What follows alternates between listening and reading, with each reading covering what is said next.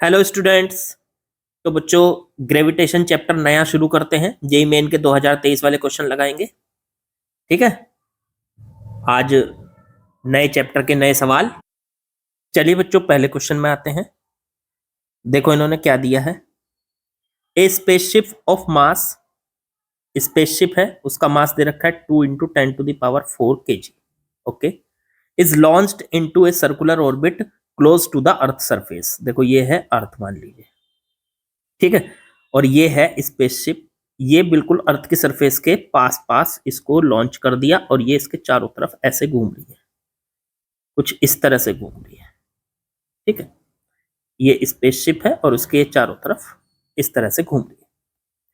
ठीक है, तो additional velocity to be imparted to the spaceship in orbit to overcome the gravitational pull. हमें और इसको एक्स्ट्रा कितनी स्पीड देनी चाहिए ताकि ये तो अर्थ है, अर्थ के चारों तरफ ये स्पेसशिप घूम रही है।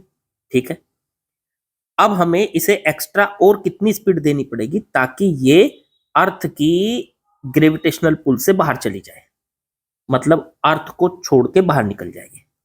कितनी एक्स्ट्रा स्पीड देनी पड़ेगी। देखो आपको यहां पे दो कंसेप्ट याद होने चाहिए। पहला तो क्या, पहला तो ये है कि जब कोई अर्थ के चारों तरफ, ये अर्थ है, मैं याद दिला देता हूं, अर्थ के चारों तरफ एक एम मास की, मान लीजिए एम मास का ये स्पेसशिप कह लो या एम मास का ये सैटेलाइट कह लो, ये घूमता है अर्थ के बिल्कुल पास। जब घूमता है तो उसकी वेलोसिटी कितनी होती है हमें पता होना चाहिए। तो वो होती है √G⁻M/में आर। आर है अर्थ की रेडियस, एम है अर्थ का मास। सैटेलाइट के मास पे फॉर्मूला डिपेंड नहीं करता। तो देखो सैटेलाइट के मास का फॉर्मूला है इसमें, ये जो कैपिटल एम है ये अर्थ का मास है।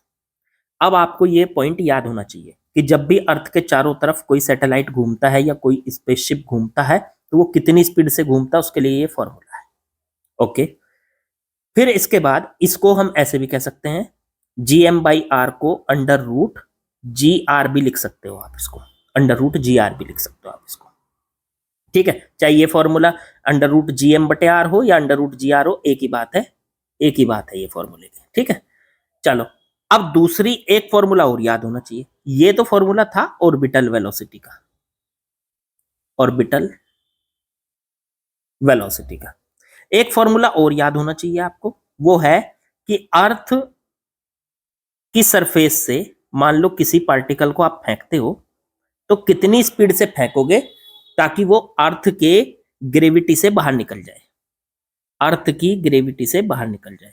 उसको कहते थे आप एस्केप वेलोसिटी, उसको बोलते थे हम एस्केप वेलोसिटी।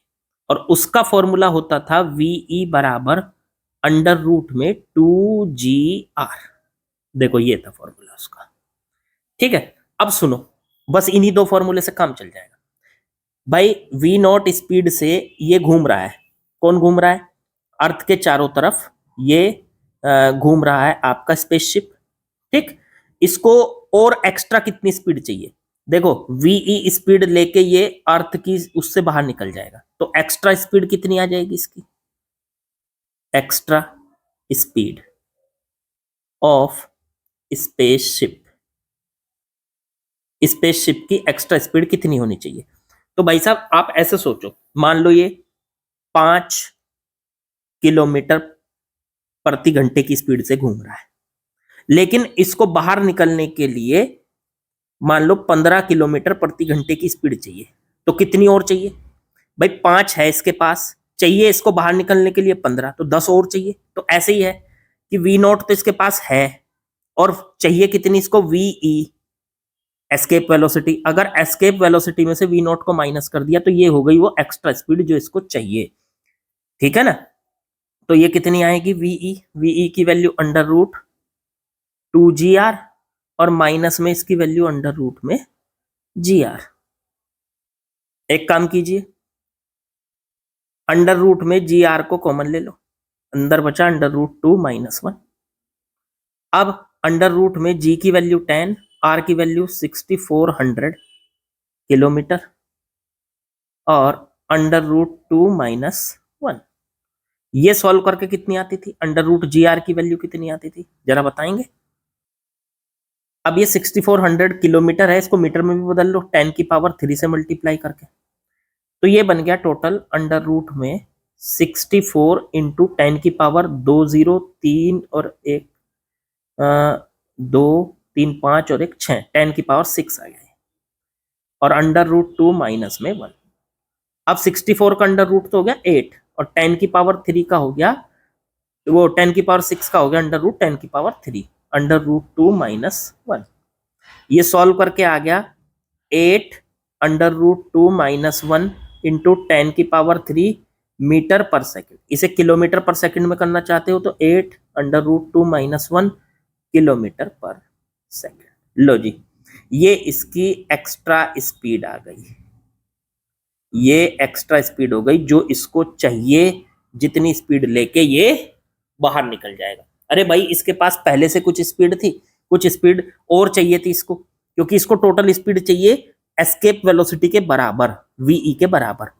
तो हमने वीई में से वीओ को माइनस कर दिया, इसकी ऑर्बिटल वेलोसिटी को माइनस कर दिया, और आंसर आ गया option number C is correct.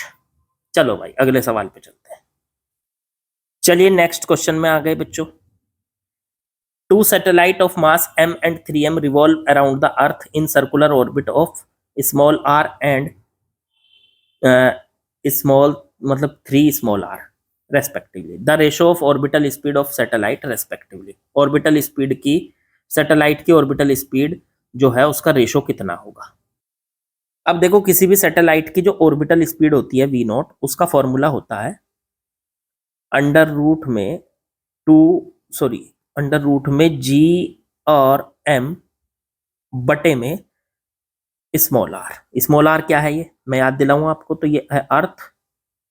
अर्थ के चारों तरफ घूम रही है आपकी, और ये सैटेलाइट, तो अर्थ के सेंटर से सैटेलाइट तक की जो ये डिस्टेंस है, इसको कहोगे स्मॉल आर। अब ये वी नॉट स्पीड से घूमती है सैटेलाइट, तो उसका फॉर्मूला है अंडर रूट जी एम बटे आर। अच्छा, एक बात ध्यान रहे, ये मास अर्थ का है इसके फॉर्मूले में, ये कैपिटल एम जो है ये अर्थ का मास है, सैटेलाइट के मास पे फॉर्मूला डिपेंड नहीं करता। देखो, ये बात आपको ध्यान रखनी है। तो ठीक है, फिर तो सैटेलाइट के मास से तो कोई फर्क पड़ना ही नहीं। अब इन्होंने ये मास जो दिया है उससे कोई फर्क नहीं पड़ने का। सैटेलाइट चाहे एम मास का हो चाहे 3m मास का हो, इसका कोई फर्क नहीं पड़ेगा, तो इसे तो छोड़ दो, कोई दिक्कत नहीं। डिपेंड करेगा सिर्फ आर पे। चलो तो आर से करते हैं। तो यहां से वी नॉट इनवर्सली प्रोपोर्शनल आ गया अंडर रूट आर के। अगर मैं यहां से दोनों की स्पीड का रेशो निकालूं, तो पहले की स्पीड मान लेते हैं v1 और दूसरे की स्पीड मान लेते हैं v2, तो v1 बटे v2 बराबर आ जाएगा, ये इनवर्सली प्रोपोर्शनल है तो अंडर रूट में r2 बटे में अंडर रूट में r1। r2 की वैल्यू दूसरी वाली जो सैटेलाइट है उसकी 3r, और पहले वाले की अंडर रूट में r। अंडर रूट आर से अंडर रूट आर कट गया, ऑप्शन आ गया under root 3:1। Option number C is correct बच्चों। चलो जी, ये तो बहुत आसान सा सवाल था, बस हमें ये फॉर्मूला पता होना चाहिए। चलो अगले सवाल पे चलते हैं। चलिए बच्चों, नेक्स्ट क्वेश्चन पे आते हैं, क्वेश्चन नंबर 3। इसमें देखो क्या कहा है, the time period of a satellite revolving above earth surface at height equal to R. R height पे, और पाई स्क्वायर की वैल्यू आप यहाँ पे जी की वैल्यू पाई स्क्वायर लेनी है। ठीक है, चलो देखो एक काम करो, मान लो अर्थ है, ओके, अर्थ की रेडियस कितनी होती है, कैपिटल आर ले लेते हैं, और उससे भी आर डिस्टेंस ऊपर ये सैटेलाइट घूम रहा है, मतलब जितनी अर्थ की सरफेस है उससे आर हाइट ऊपर, अर्थ की सरफेस जहां तक है उससे आर हाइट ऊपर ये सैटेलाइट घूम रहा है, ये घूम रहा है। अब इसका टाइम पीरियड निकालना है। तो देखो, टाइम पीरियड निकालने के लिए पहले इसकी वेलोसिटी निकालनी पड़ेगी, वी नॉट कह लो। तो ऑर्बिटल वेलोसिटी का फॉर्मूला होता है अंडर रूट में जी एम बटे में स्मॉल आर। स्मॉल आर हो गई यहां से यहां तक की डिस्टेंस, ये स्मॉल आर है, तो ये स्मॉल आर कितनी हो गई यहां से अंडर रूट में जी एम बटे 2 कैपिटल आर। ये वी नॉट हो गई इसकी स्पीड। अब यहां से दूसरा हमें टाइम पीरियड निकालने के लिए क्या करना पड़ेगा, टाइम होता है डिस्टेंस बटे स्पीड। अब डिस्टेंस कितनी है इसकी, अब एक बात बताओ, पूरा एक राउंड लगाने में कितनी डिस्टेंस कवर करेगा, पूरा एक राउंड यहां से यहां तक, वो होता है 2 पाई स्मॉल आर, और बटे में speed v naught. 2 pi small r की जगह ये पूरा आ गया कैपिटल 2 आर, और बटे वी नॉट की वैल्यू अंडर रूट में GM/2 आर। अगर आप यहां से देखोगे ये उल्टा ऊपर चला जाएगा, तो ये हो जाएगा 2 × 2 4 पाई आर, और ये ऊपर चला गया 2R/G। अब यहां से ये टाइम पीरियड ये अंदर जाएगा इसके। एक काम करो, हमें पता है स्मॉल जी की वैल्यू क्या होती है, कैपिटल GM/R² होती है। तो हम कैपिटल GM/R² जहां होगा वहां स्मॉल जी लिख देंगे। देखो अभी लिख के दिखाता हूं कैसे। काम करो, पहले तो ये जो 4 पाई और आर है इनको अंदर ले जाओ, तो 4 का स्क्वायर 16, अंडर रूट के जब कोई चीज अंदर जाती है तो उसका स्क्वायर हो जाता है, तो ये 4 अंदर गया, पाई को भी अंदर ले जाओ पाई², आर को भी अंदर ले जाओ R², पहले से 2R है ही वहां, और बटे में GM की जगह क्या लिख सकते हो आप, देखो यहां से अगर मैं इसकी मल्टीप्लाई इधर कर लो R² की, तो कैपिटल GM की जगह स्मॉल g R² लिख सकते हो, तो स्मॉल g R² लिख लो इसको, R² से R² कट गया। अब देखो स्मॉल g की वैल्यू क्या दे रखी है यहां से पाई², तो स्मॉल g की जगह पाई² से पाई² कट गया, तो ये आ गया 16 × 2, या फिर इसे 16 को ऐसे ही लिखा रहने, तो 16 × में 2R का अंडर रूट, 16 का अंडर रूट कितना हो जाएगा 4√2R। लो जी, ये इसका टाइम पीरियड आ गया 4√2R। ऑप्शन चेक कर लो, या नहीं इन्होंने बाहर नहीं निकाल रखा, अंदर ही रखो, तो 16 × 2 कितना हो गया यहाँ पे 32R। तो option number C is correct, 32R। तो बड़ा ही इजी सा सवाल था, कुछ नहीं था, बिल्कुल इजी था। ये जो सैटेलाइट वाले सारे फॉर्मूले ये याद करके और तब इन सवालों को करने बैठना, ठीक है, या फिर याद जब इनको बैठोगे करने तो उनको बार बार फॉर्मूलों को रिपीट कर लो एक बार, ठीक है। चलो जी आगे बढ़ते हैं। चलिए बच्चों नेक्स्ट क्वेश्चन पे आते हैं। इसमें देखो क्या दिया है, गिवन बिलो 2 स्टेटमेंट, स्टेटमेंट वाला क्वेश्चन है, 2 स्टेटमेंट है, पढ़ते हैं जरा। If E be the total energy of satellite moving around earth, then potential energy will be E/2। देखो आपको एक फॉर्मूला याद दिलाता हूं मैं। जब कोई सैटेलाइट उसके चारों तरफ घूमता है, अर्थ के चारों तरफ, तो उसके पास कितनी एनर्जी होती है, तो उसके कई फॉर्मूले हैं। पहला, उसके पास कितनी काइनेटिक एनर्जी होती है, तो उसके पास काइनेटिक एनर्जी होती है G(M)(m) और बटे में R। ये तो होती है उसके पास काइनेटिक एनर्जी। किसके पास है ये, सैटेलाइट और अर्थ के पास। अर्थ के चारों तरफ जब सैटेलाइट घूम रहा होगा तो सैटेलाइट के पास कितनी काइनेटिक एनर्जी है, तो उसका फॉर्मूला तो ये है। फिर कितनी पोटेंशियल एनर्जी होती है, पोटेंशियल एनर्जी जो होती है, अच्छा ये इसमें नीचे 2 आता है, यहाँ 2R, ये होती है इसकी काइनेटिक एनर्जी।